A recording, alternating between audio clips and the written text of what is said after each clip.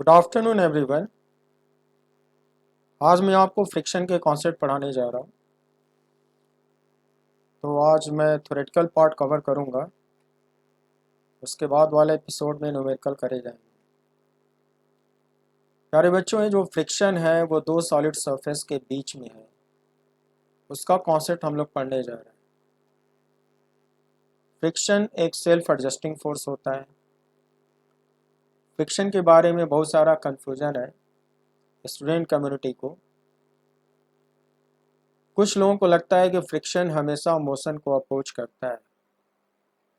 मैं बताना चाहता हूँ कि ऐसा बिल्कुल नहीं है।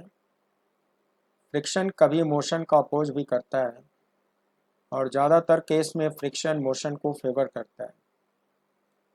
अगर रोड में फ्रिक्शन ना होता, हम रोड पे पैदल नहीं चल पाते, कोई भी गाड़ी दौड़ नहीं पाती, रेलवे ट्रैक पे ट्रेन दौड़ नहीं पाती। अगर ये कोई मोशन जनरेट हुआ, हम लोग पैदल चल पाते हैं, कोई भी गाड़ी रोड पे चलती है, रेलवे ट्रैक पे रेल मूव करती है, ये सिर्फ फ्रिक्शन की वजह से। और इन हर तरह के मोशन में जो फ्रिक्शन है वो पुश करता है, सिस्टम को पुश करता है और मोशन जनरेट करवाता है। तो फ्रिक्शन मोशन को फेवर करता है। जितने भी मोशन हमारे आसपास दिख रहे हैं वो फ्रिक्शन मोशन को फेवर करता है, इसीलिए वो मोशन दिख पा रहा है। अगर मान लो कहीं पे रोड पे स्नोफॉल हो गया है, हेवी स्नोफॉल हो गया है, और जो स्नो पाउडर है और डिपॉजिट होकर सॉलिड आइस में कन्वर्ट हो गया है, तो वहाँ पे जो फ्रिक्शन होता है वो ऑलमोस्ट टेंस टू जीरो हो जाता है। वैसे सरफेस पे आप पैदल नहीं चल पाओगे और आइसी सरफेस पे कोई गाड़ी नहीं चल पाएगी, क्योंकि वहाँ फ्रिक्शन जनरेट नहीं होगा। पहिए अपनी जगह पे घूमने लगेंगे, तुम्हारे पैर स्लिप कर जाएंगे, तुम आगे नहीं बढ़ पाओगे।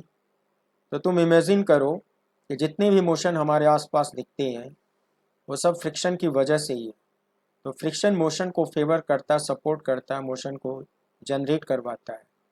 हाँ, कभी कभार कुछ केसेस में मोशन मोशन का अपोज फ्रिक्शन करता है, नहीं तो ज़्यादातर केस में मोशन को फेवर ही करता है। तो इस फ्रिक्शन के कॉन्सेप्ट को हम लोग ठीक से समझेंगे तो पूरी बात क्लियर हो जाएगी। तो फिर मैं आपको फ्रिक्शन के कॉन्सेप्ट समझाने जा रहा हूँ। बच्चों, आप ध्यान से इसको पढ़िएगा और कंसंट्रेट रहिएगा। ये मैं अपनी बुक से पढ़ा रहा हूँ, Newton's laws of motion and friction volume 1। Frictional force, this is a self adjusting force. जरूरत पड़ने पर इसको सेल्फ एडजस्टिंग फोर्स कहा गया। डिपेंडिंग अपॉन सिचुएशन ये अपने मैग्नीट्यूड को जीरो से एक लिमिटिंग वैल्यू के बीच में चेंज कर सकता है, लेकिन डायरेक्शन तो पॉइंट ऑफ कांटेक्ट पर सिर्फ टेंजेंशियल ही होता है। लेकिन अपने मैग्नीट्यूड को ज़रूरत पड़ने पर यह एडजस्ट करता है between zero to a limiting value. तो हम लोग देखें ज़रा इसके और भी कॉजेज़ क्या हैं।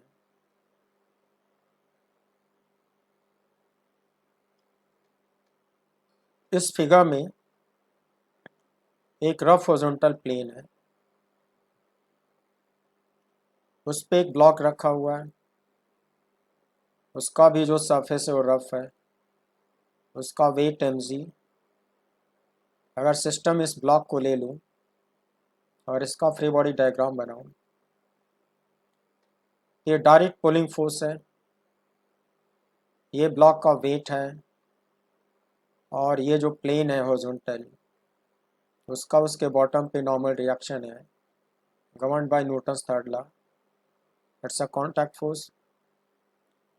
पुलिंग फोर्स इसको राइटवर्ड डायरेक्शन में मूव कराना चाहेगा, और ये जो रफ प्लेन है उसको मूव करने से रोकेगा और बैकवर्ड डायरेक्शन में स्टैटिक फ्रिक्शन अप्लाई करेगा।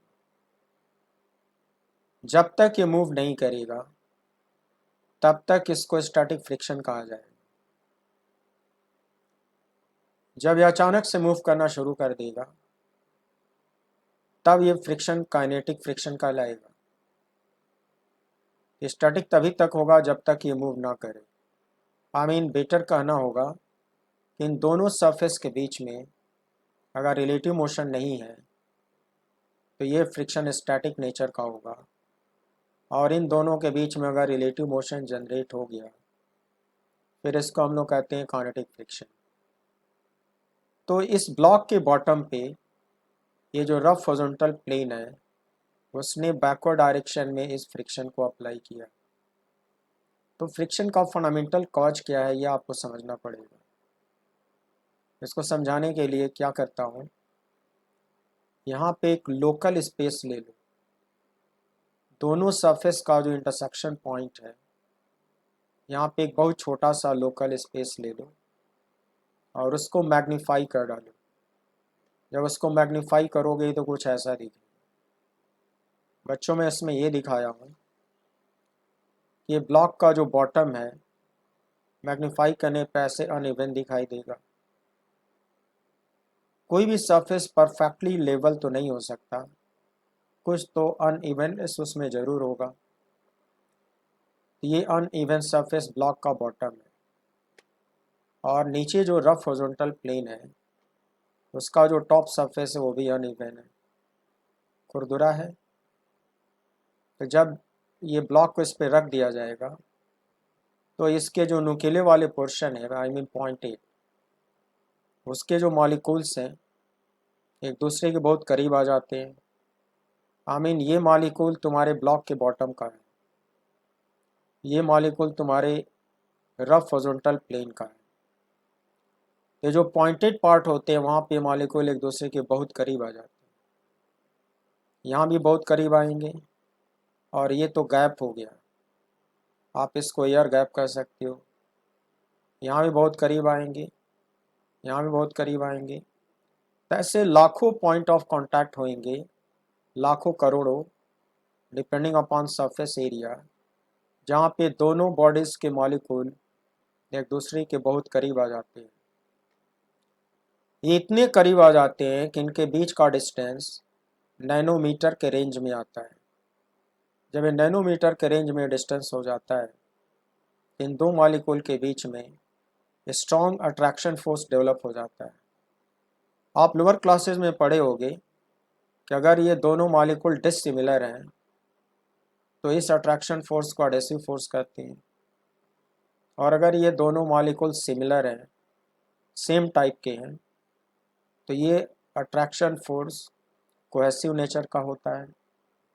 तो अट्रैक्शन फोर्स कोहेसिव भी हो सकता है, एडेसिव भी हो सकता है, और नैनोमीटर के रेंज का जब डिस्टेंस होगा, ये वेरी लार्ज मैग्नीट्यूड हो जाता है। ये अट्रैक्शन इतना लार्ज हो जाता है, कैसा लगता है जैसे ये चिपक गए, ये दोनों बॉडी एक दूसरे में चिपक गए, ऐसा फील होता है। जब ऊपर वाले ब्लॉक को पुल करते हो, ये चिपकने की वजह से ये स्लाइड नहीं कर पाता कुछ देर तक, और ये ऊपर वाले जो मॉलिक्यूल हैं, चिपकने की वजह से नीचे वाले मॉलिक्यूल रोकने की कोशिश करते हैं और बैकवर्ड डायरेक्शन में एक फोर्स डेवलप करते हैं। ये जो हर पॉइंट पे छोटे छोटे फोर्स मिलकर एक लार्ज अपोजिंग फोर्स पैदा हो जाता है, इसी को कहा गया फ्रिक्शनल फोर्स। तो प्यारे बच्चों, आपने क्या सीखा? ये जो मॉलिक्यूल चिपक गए हैं नेचुरली, इसको हम लोग कहते हैं cold welding between the molecules. दरअसल इसको किसी गैस वेल्डिंग के मेथड से वेल्डिंग करा नहीं गया है, इसलिए इसको कोल्ड वेल्डिंग बोलते हैं। Cold welding between the molecules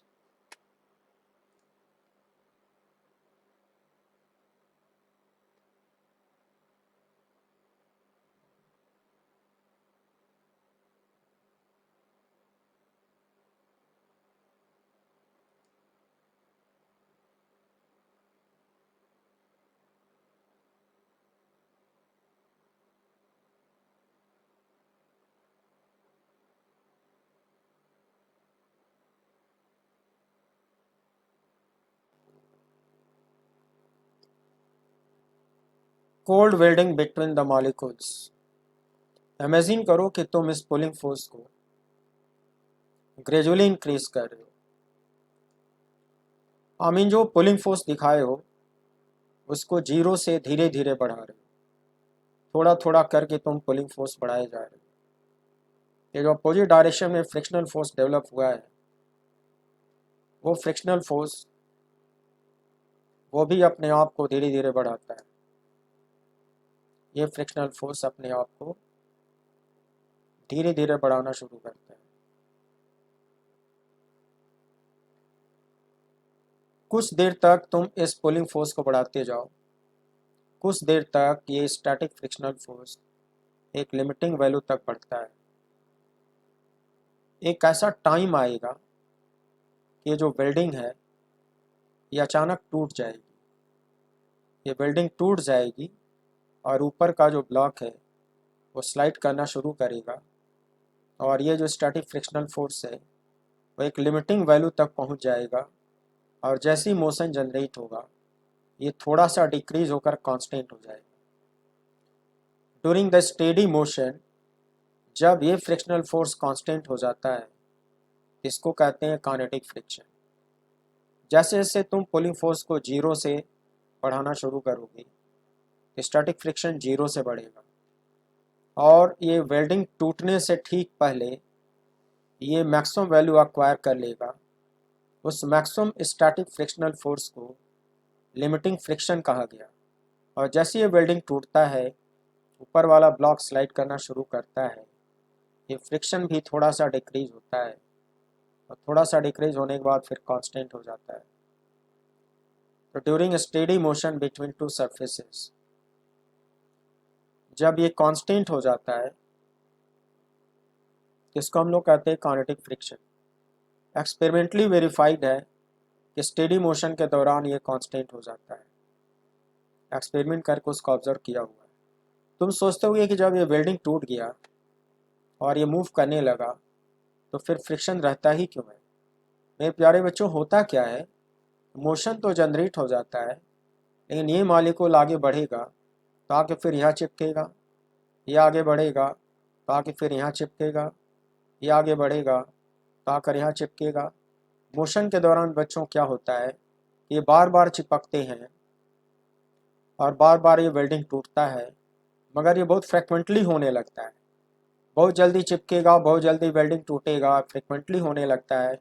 इसलिए मोशन सीज तो नहीं होता, मोशन तो होता रहता है, लेकिन ऊपर वाले ब्लॉक को नीचे वाला सरफेस बार बार चिपकने की वजह से रोकने की कोशिश तब भी करता रहेगा, और इसीलिए ये फ्रिक्शन मौजूद रहता है।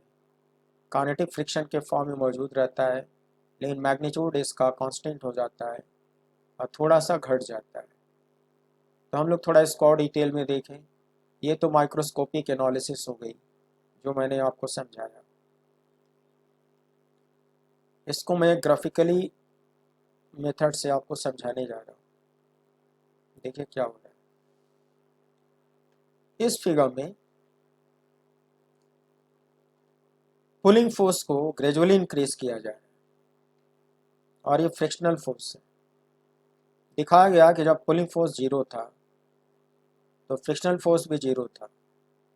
बेटा, फ्रिक्शनल फोर्स जनरेट तब होगा जब स्लाइडिंग टेंडेंसी पैदा होगी। जब तक पुलिंग फोर्स लगाओगे नहीं, तब तक ऊपर वाला ब्लॉक स्लिप करने की कोशिश नहीं करेगा, और जब तक स्लाइडिंग टेंडेंसी डेवलप नहीं होगी, ये फ्रिक्शन भी डेवलप नहीं होगा। इसलिए शुरू में फ्रिक्शन भी जीरो होता है। अब जैसे जैसे पी बढ़ाते जाते हो, फ्रिक्शन भी धीरे धीरे बढ़ता जाता है, और ये प्रैक्टिकली देखा गया है कि लीनियरली बढ़ता है, और ये एक लिमिटिंग वैल्यू तक ही बढ़ता है।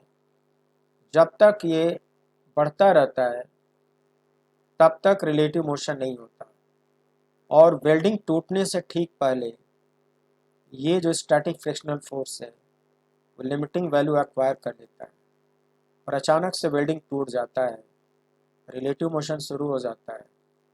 जब मोशन शुरू हो जाता है तो फ्रिक्शनल फोर्स थोड़ा सा घटता है, थोड़ा सा घटता है, उसके बाद फिर ये कांस्टेंट हो जाता है। बच्चों, जब स्टेडी मोशन सेटअप हो जाएगा तो ये फ्रिक्शन कांस्टेंट हो जाएगा, और इस कांस्टेंट फ्रिक्शनल फोर्स को काइनेटिक फ्रिक्शन कहते हैं। सिंबल एफ के होता है, और ये स्टैटिक फ्रिक्शनल फोर्स की पीक वैल्यू होती है। इसको कहते हैं लिमिटिंग फ्रिक्शन। तो बच्चों ये ग्राफ रियल का ग्राफ है, और ये जो यहाँ पे अचानक से डिक्रीज हुआ है इसको हम लोग किंक बोलते हैं, kink in the graph. Welding टूटना और अचानक स्लाइड होना, वेल्डिंग का टूट जाना, अचानक मोशन का जनरेट होना, उस इवेंट को इम्पेंडिंग मोशन कहा जाता है। इम्पेंडिंग मोशन, इम्पेंडिंग मोशन के दौरान तुम्हारे ग्राफ में किंक आएगा, उसके बाद ये फ्रिक्शन कांस्टेंट हो जाएगा, मोशन उसमें स्टेडी हो जाएगा। तो प्यारे बच्चों इसमें कुछ और चीज़ें समझो,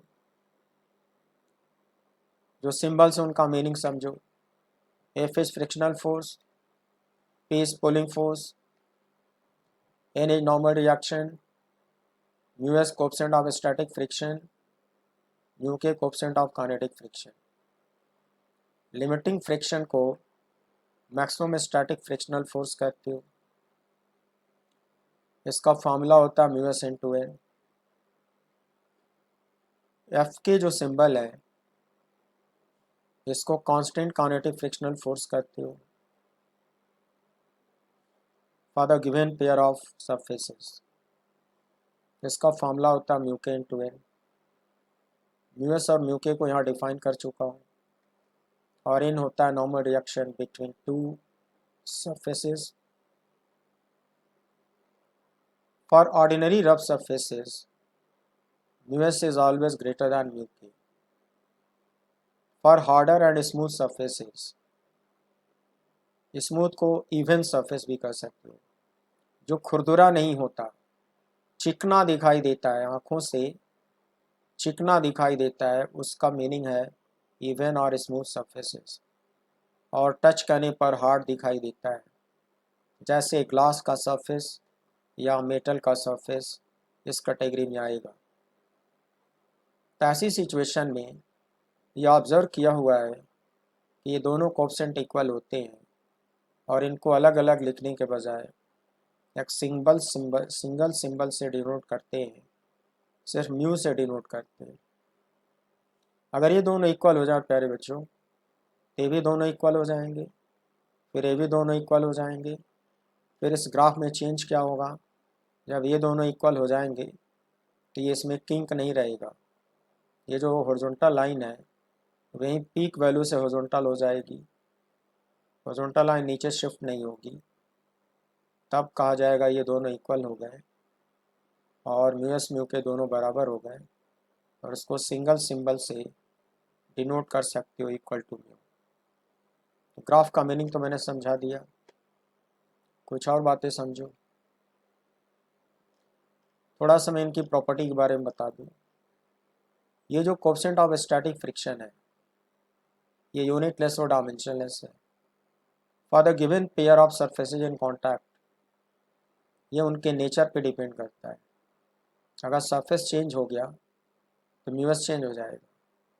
म्यू के की वैल्यू ये भी सरफेस के नेचर पे डिपेंड करता है, अगर सरफेस चेंज हो गया म्यू के भी चेंज हो जाएगा। एक पर्टिकुलर लिमिट से ज़्यादा अगर टेम्परेचर बढ़ा, सरफेस को बहुत ज़्यादा हीटिंग कर दिया जाए, तो भी सरफेस की प्रॉपर्टी थोड़ा थोड़ा चेंज होना शुरू हो जाता है। जब सरफेस की प्रॉपर्टी चेंज होनी शुरू हो जाती है तो इनकी न्यूमेरिकल वैल्यू भी चेंज होनी शुरू हो जाती है।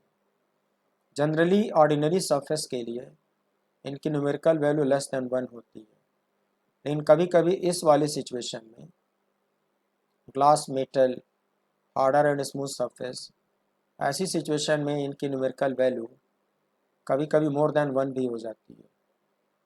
तो ये यूनिटलेस और डायमेंशनलेस क्वांटिटी है, and for the given pair of surfaces at the given temperature इनकी वैल्यूज कांस्टेंट होती है। अच्छा, इनकी जो वैल्यू है वो सिचुएशन पे डिपेंड करेगा। ये जो डायग्राम बना है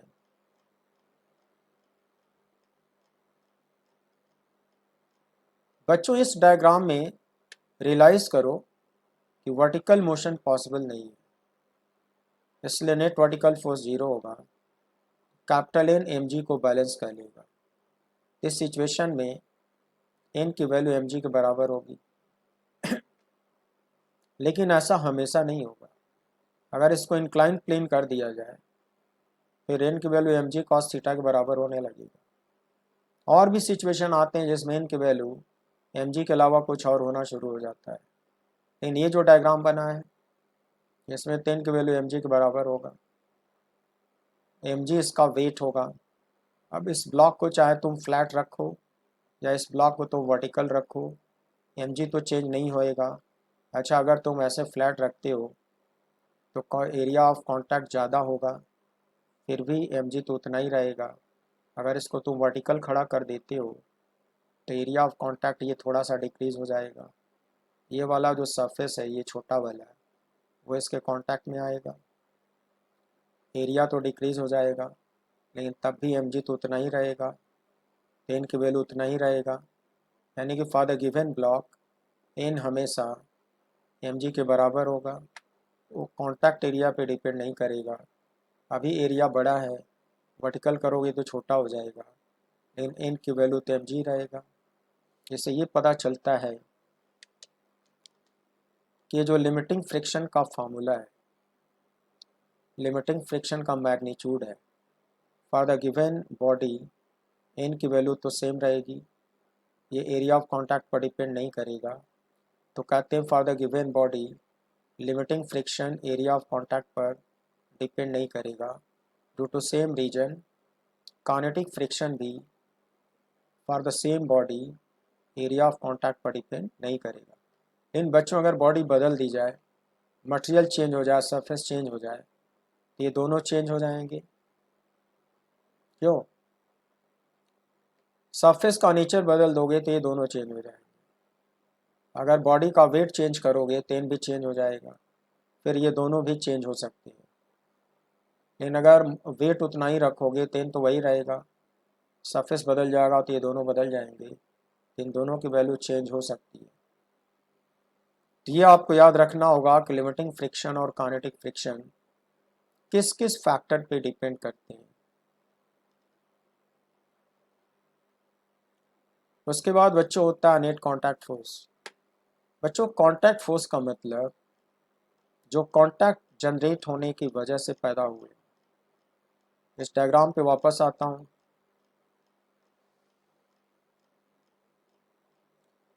इसके फ्री बॉडी डायग्राम में टोटल 4 फोर्सेस दिखाए गए हैं। एक pulling force, frictional force, weight, normal reaction. बच्चों ये कोई एजेंट लगा रहा है, कोई एक्सटर्नल एजेंट इसको खींचने की कोशिश कर रहा है।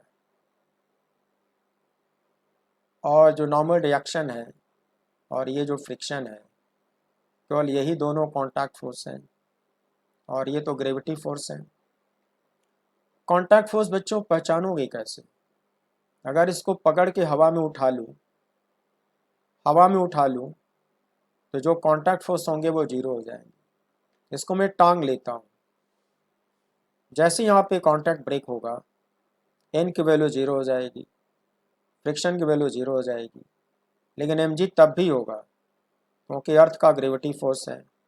पुलिंग फोर्स तब भी होगा क्योंकि ये कोई बाहर से एजेंट लगा रहा है। इसको कॉन्टैक्ट ब्रेक करवाने पर केवल एन जीरो होगा और फ्रिक्शन जीरो होगा, तो कॉन्टैक्ट फोर्स इन्हीं दोनों को बोला जाएगा। प्यारे बच्चों, ये दोनों परपेंडिकुलर दिख रहे होंगे।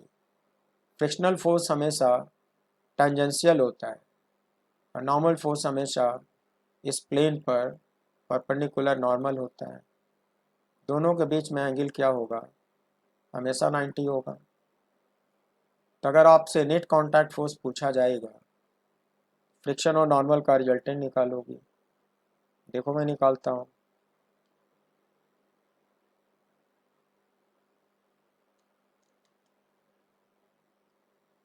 हेडिंग है नेट कांटेक्ट फोर्स,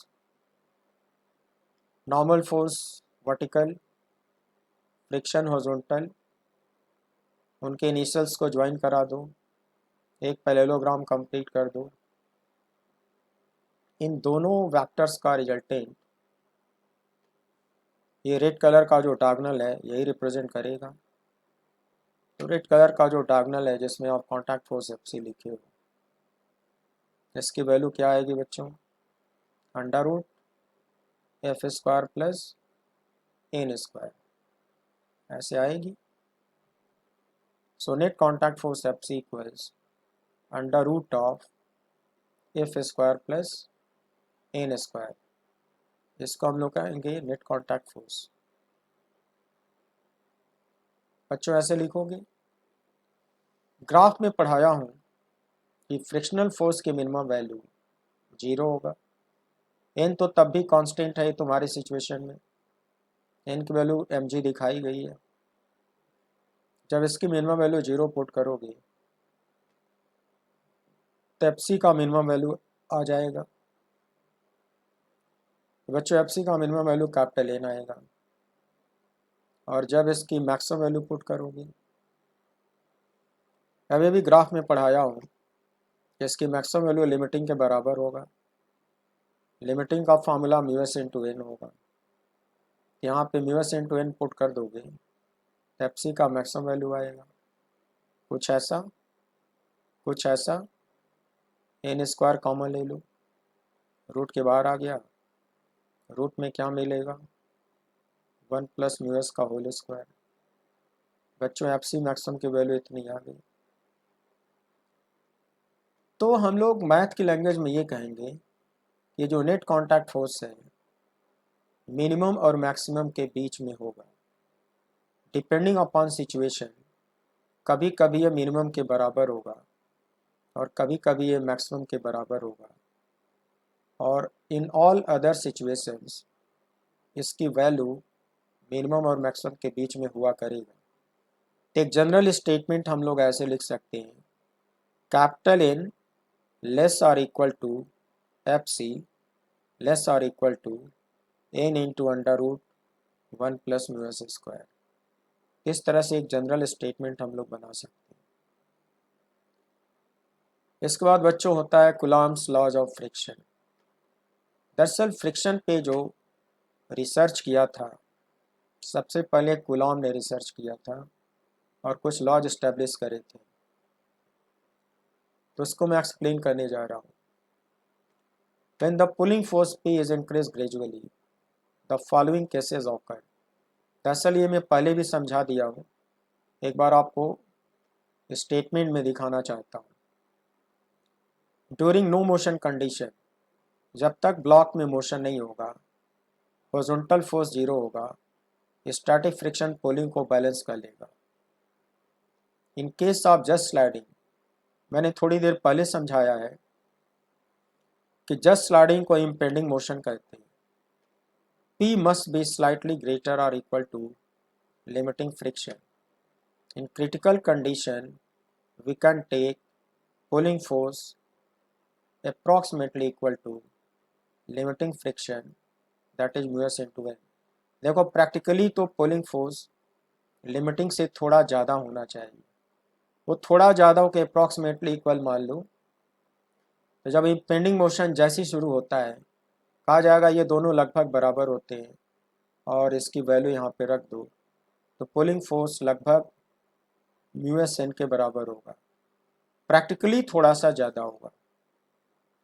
और अगर इसको लिमिटिंग से ज़्यादा बढ़ा दिए तब तो स्टेडी मोशन जनरेट हो जाएगा।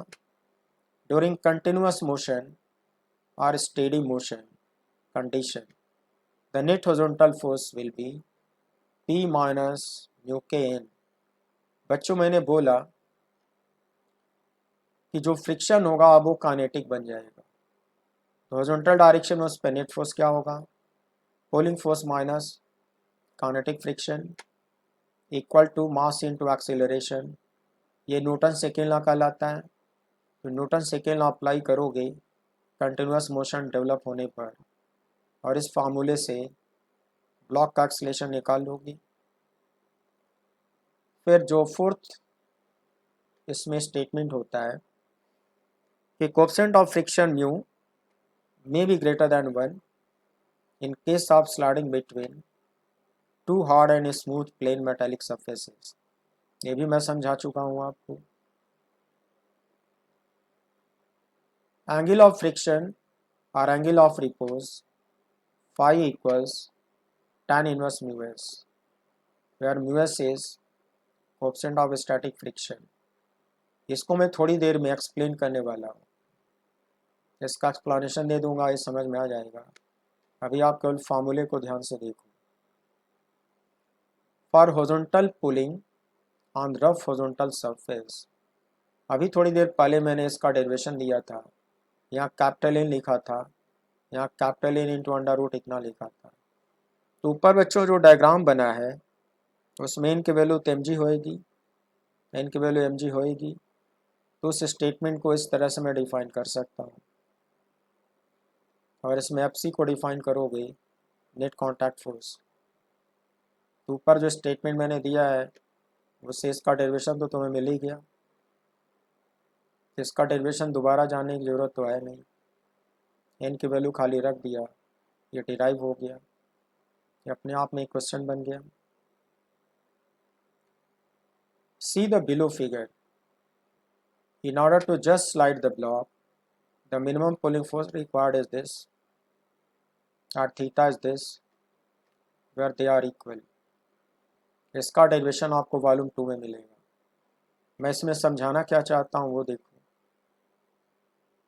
अगर पुलिंग फोर्स को अलग अलग एंगल पे लगाया जाए, हॉरिजॉन्टल के बजाय अलग अलग एंगल पर लगाया जाए, प्रैक्टिकल करा जाए थीटा को बदल बदल के, तो ये पाया गया है कि इस ब्लॉक को जस्ट स्लाइड कराने के लिए इस पुलिंग फोर्स की जो मिनिमम रिक्वायर्ड वैल्यू होनी चाहिए वो इसके बराबर होनी चाहिए। बच्चों इसका डेरिवेशन में वॉल्यूम 2 में देने वाला है, इसको डिराइव करके दिखाऊंगा, इससे मैक्सिमम मिनिमा की थ्योरी लगेगी और ये डिराइव हो जाएगा। और ये भी दिखाऊंगा कि इतना मिनिमम फोर्स लगाना पड़ेगा और थीटा की वैल्यू इतना मेंटेन करना पड़ेगा, tan इनवर्स म्यू, इतने एंगल पर इतना फोर्स लगा दिया जाए ये जस्ट मूव कर सकता है, जस्ट मूव कर सकता है। इसमें जम्पशन क्या है, ये दोनों पॉइंट इक्वल है, इसलिए उसको सिंगल सिंबल से डिनोट किया हुआ है। इसका डेरिवेशन में आपको वॉल्यूम 2 में देने वाला हूँ। अब इस फार्मूले को लर्न कर लो और इसे काम चला लो। बच्चों लिमिटिंग फ्रिक्शन मैंने आपको अच्छे से समझा दिया, अब लाइन बाय लाइन आप मेरे बुक से पढ़ लेना।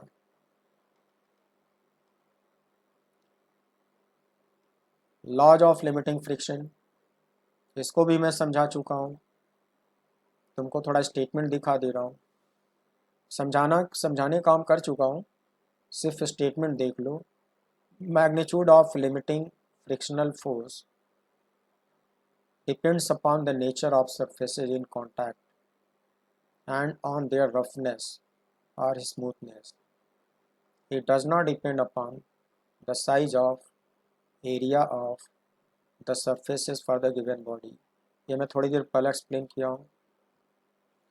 The force of friction is tangential or parallel to the surfaces in contact.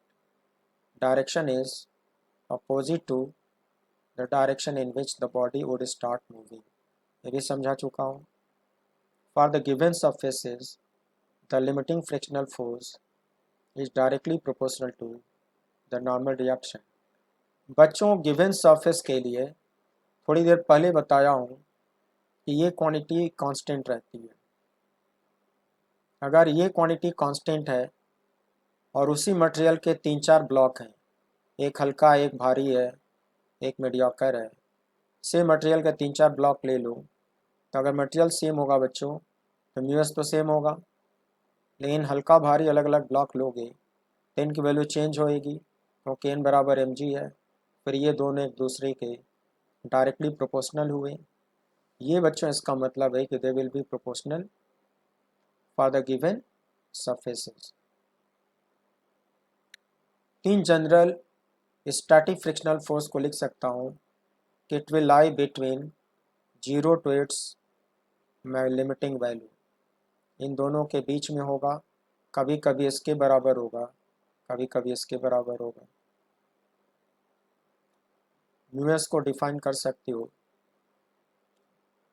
This is equal to ratio of limiting friction to the normal reaction between two surfaces in contact. ऐसे आप define कर सकते हो। उसी तरह से बच्चों kinetic और स्लाइडिंग फ्रिक्शन, इसके बारे में भी मैं पूरा डिटेल में आपको समझा दिया, इसका ये फार्मूला समझा दिया। तो जैसे ऊपर समझाया कि फॉर द गिवन सरफेसेस ये कांस्टेंट होगा, तो kinetic friction will be directly proportional to n। और अगर n की वैल्यू कांस्टेंट मेंटेन करी जाए, आई मीन 3-4 ब्लॉक ले लो, सभी का वेट बराबर रखो, लेकिन चारों का मटेरियल अलग अलग करो, तो उनके सरफेस बदल जाएंगे, चारों का म्यू के अलग अलग आएगा, तो चारों के लिए एफ के की वैल्यू अलग अलग आएगी। लेकिन चारों का वेट बराबर रखोगे तो n की वैल्यू एम जी सेम आएगी। उस वक्त तुम कहोगे कि F K will be proportional to mu K. लेकिन अगर म्यू के कांस्टेंट रखो और वेट अलग अलग ले लो, उस वक्त तुम कहोगे कि F K will be directly proportional to normal reaction between two surfaces in contact. ये बच्चों काइनेटिक फ्रिक्शनल फोर्स के बारे में मैंने आपको स्टेटमेंट समझाया। अब बच्चों एंगल ऑफ फ्रिक्शन क्या होता है, जरा एंगल ऑफ फ्रिक्शन के बारे में समझो। डायग्राम से समझ लो, आसानी समझ में आएगा। मान लो कि ये फ्रिक्शन बढ़ते बढ़ते लिमिटिंग वैल्यू अक्वायर कर चुका है, यानी कि इससे ज़्यादा तो ये कभी नहीं होएगा। तो जब ये लिमिटिंग वैल्यू अक्वायर कर लेगा, अच्छा ये तो तुम कांस्टेंट माने हो, एन की वैल्यू एम जी कांस्टेंट माने हो।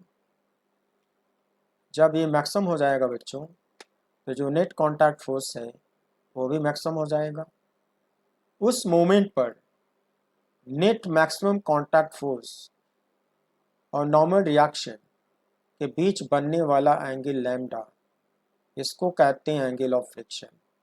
अगर इसका फार्मूला बनाना होगा तो tan लैम्डा की वैल्यू निकालोगे तो आएगा हाइट अपॉन बेस, हाइट आएगा इक्वल टू एफ एल और बेस आएगा इक्वल टू एन। तो tan लैम्डा की वैल्यू बच्चों ऐसे निकलेगा F L upon N. F L की वैल्यू पुट कर दो, एन एन कट कर दो, ये हो गया mu s. Lambda equals tan inverse mu s. प्यारे बच्चों, ये एंगल ऑफ फ्रिक्शन का डेरिवेशन हो गया और यहाँ से मैंने उसका डेफिनेशन बताया। Similarly we have one more quantity that is called angle of repose. इसको भी मैं डायग्राम से समझाता हूँ। बच्चों क्या करो, आप एक इंक्लाइन प्लेन ले लो, एक ऐसा इंक्लाइन प्लेन जो रफ होगा और यहाँ पे हिंज होगा, उस पर एक रफ ब्लॉक रख दो। माना कि तुमने इसका इंक्लानेशन θ1 मेंटेन किया है, θ1 मेंटेन किया और आपने देखा कि ये ब्लॉक स्लिप नहीं किया, इसका इंक्लानेशन थोड़ा और इंक्रीज कर दो से इक्वल टू θ2। आपने फिर देखा कि ये ब्लॉक स्लिप नहीं किया, धीरे धीरे बढ़ाते बढ़ाते बढ़ाते बढ़ाते जब मैं एक ऐसी वैल्यू तक पहुंचता हूं जब ये अचानक स्लिप करना शुरू करता है, naturally due to gravity action ये अचानक स्लिप करना शुरू करता है, तो थीटा की उस मिनिमम वैल्यू को, थीटा की उस मिनिमम वैल्यू को जिसके लिए ये अचानक मूव करना शुरू करता है, उस एंगल को हम लोग डिफाइन करते हैं एंगल ऑफ रिपोज, डिनोट करते हैं सिंबल फाई। अब इसका फार्मूला बनाओ बच्चों, यहाँ पे फाई दिखा दिया। मान लिया कि अचानक स्लिप करने लगा, केवल मूव करने लगा मगर एक्सलेट नहीं हो रहा है, acceleration still tends to zero है, से मूव करने लगा। बच्चों इसको सिस्टम मानो, इसका फ्री बॉडी डायग्राम बनाओ, m g downward limiting friction, देखो ये मूव करने लगा, जस्ट करने लगा, उस वक्त ये फ्रिक्शन लिमिटिंग वैल्यू अक्वायर कर चुका होगा। इम्पेंडिंग मोशन की कंडीशन में सिखाया हूँ कि net pulling force limiting frictional force के लगभग बराबर होता है, प्रैक्टिकली थोड़ा सा बड़ा होता है, वैसे हम लोग अप्रॉक्सीमेटली इक्वल इसको मानते हैं। तो बच्चों एक एम हुआ, एक लिमिटिंग फ्रिक्शन हुआ, एक नॉर्मल रिएक्शन हुआ। अब इस एम को दो कंपोनेंट आएंगे, इधर को आएगा एम जी कॉस फाई इधर आएगा mg sin फाई, इसको 0 मान लो। तुम रियलाइज़ करो कि ऐसी सिचुएशन में इस ब्लॉक का परपेंडिकुलर डायरेक्शन में कोई मोशन नहीं होगा। जब भी मोशन होगा डाउनवर्ड होगा। तो पुलिंग फोर्स कौन है? mg का ये जो कंपोनेंट है it will behave like pulling force. Block को मूव कराने के लिए यही फोर्स जिम्मेदार होगा, यही इफेक्टिव पुलिंग फोर्स होगा। इम्पेंडिंग मोशन की कंडीशन में थ्योरी पढ़ाया हूँ कि pulling force is approximately equal to limiting friction.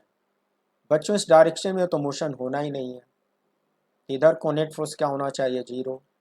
इसका मीनिंग क्या हुआ कि this normal reaction N will balance this component mg cos phi.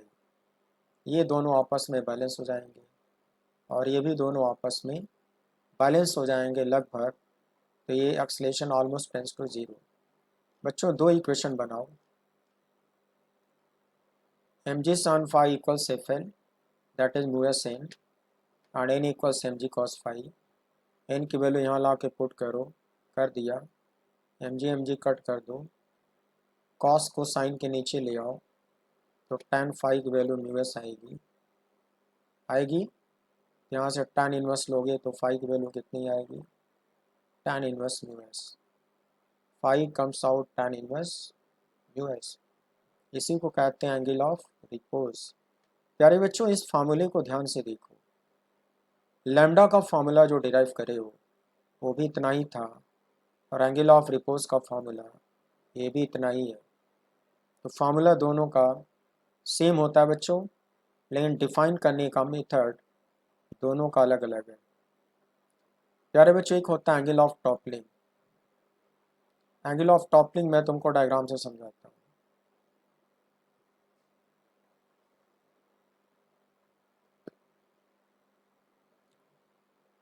इसमें क्या है कि बॉटम पे हिंज है और ये रफ प्लेन है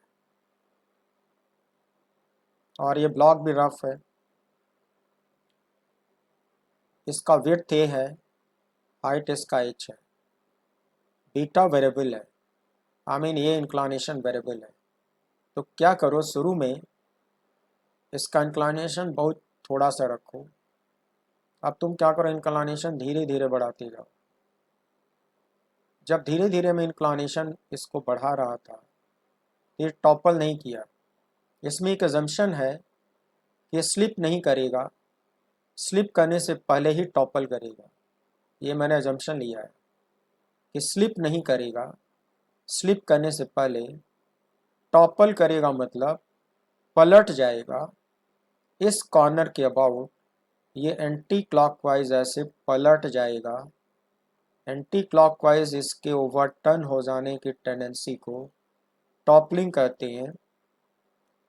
तो ये स्लिप तो नहीं करेगा मगर टॉपल करेगा, ऐसा मैंने माना है।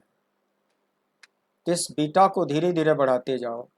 बीटा की एक पर्टिकुलर वैल्यू के लिए अचानक देखा जाएगा कि ये इस वाले कॉर्नर के अबाउट ये इस तरह से ओवरटर्न करना, एंटी क्लॉकवाइज ओवरटर्न करना शुरू कर दिया।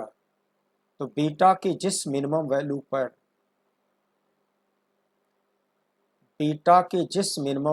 पर ये ओवरटर्न करेगा, टॉपल करेगा, उसके लिए फॉर द गिवन बॉडी ये कहलाएगा angle of toppling for the given body.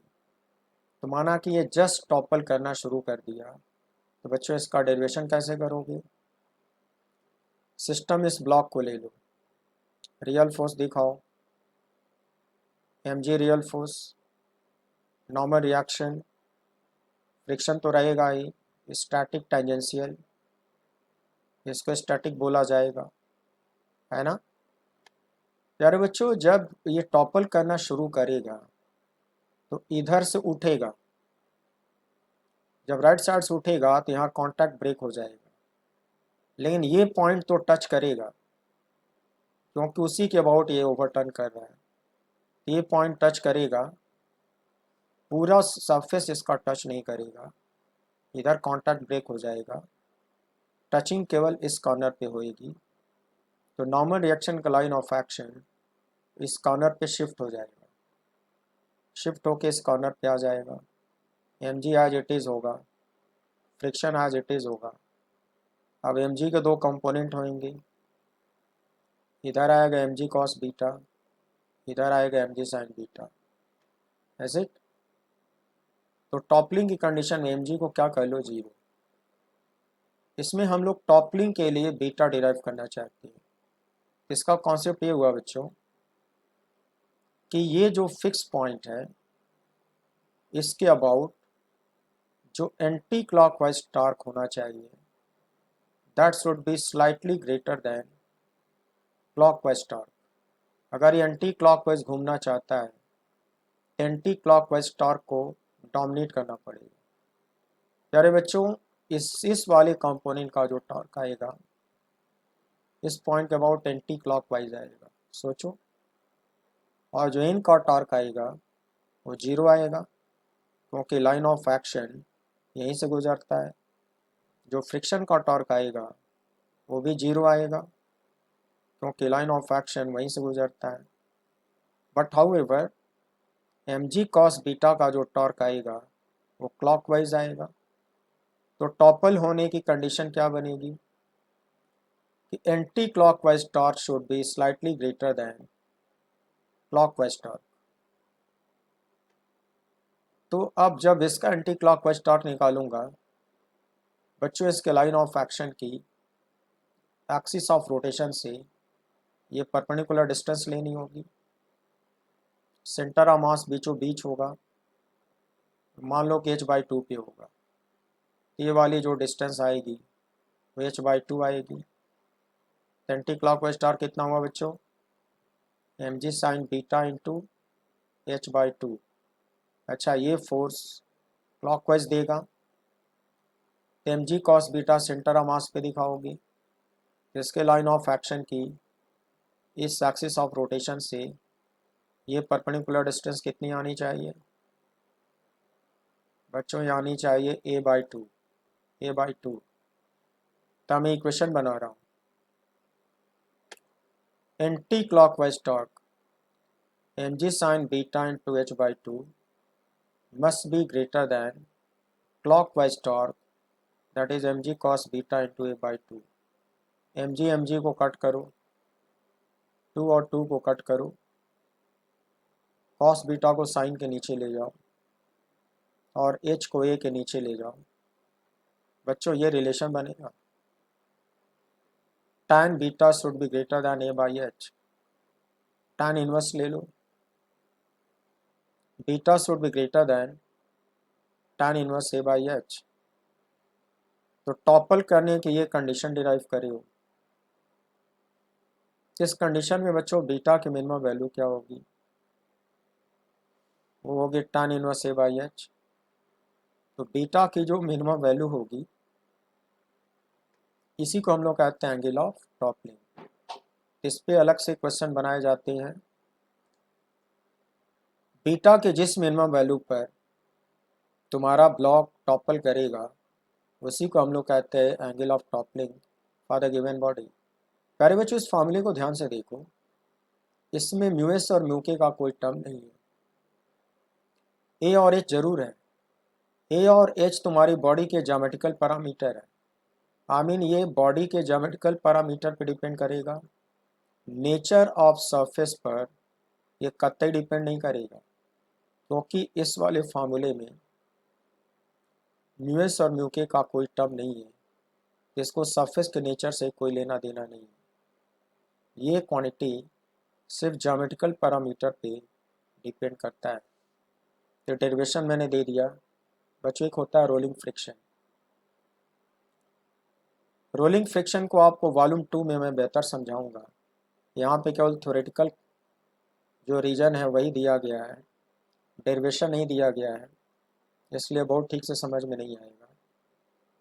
तो मैं वॉल्यूम 2 में इसका डेरिवेशन आपको दूंगा और अच्छे से समझ में आएगा। कुछ और थ्योरेटिकल पार्ट है जो मेरे बुक से आप लाइन बाय लाइन पढ़ के समझ सकती हो।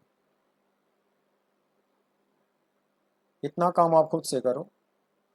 एक बुक रखो अपने टेबल पे, लाइन बाय लाइन पढ़ो, ये सब आप खुद से समझ लो। Method of reducing friction: polishing, lubrication, proper selection of materials, using ball bearings। आपके सीलिंग फैन में बॉल बेयरिंग होता है, आपके साइकिल के चक्के में बॉल बेयरिंग होता है, बहुत सारे रोटरी व्हील्स बॉल बेयरिंग पे फिट किए जाते हैं, ऐसे बॉल बेयरिंग होता है। इससे क्या होता है कि स्लाइडिंग फ्रिक्शन रोलिंग फ्रिक्शन में कन्वर्ट हो जाता है। रोलिंग फ्रिक्शन का मैग्नीट्यूड बहुत कम होता है और रिलेटिव मोशन आसान हो जाता है। स्ट्रीम लाइनिंग: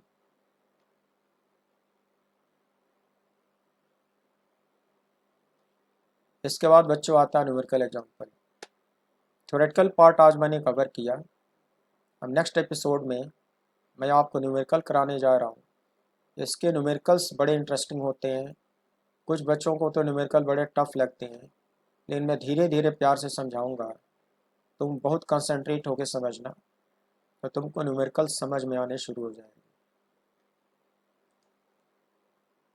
सो प्यारे बच्चों, आज मैंने फ्रिक्शन का थ्योरेटिकल पार्ट कंप्लीट किया।